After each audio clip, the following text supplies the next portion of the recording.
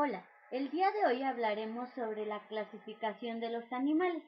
Se pueden clasificar en tres tipos: los acuáticos, que son animales que viven en el agua, como son los peces, delfines y ballenas.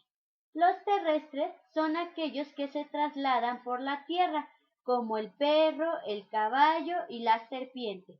Y los aéreos son aquellos que se pueden desplazar por el aire, como las aves, mariposas y libélulas. Hay algunos animales que pueden cumplir con algunas de esas características de manera combinada.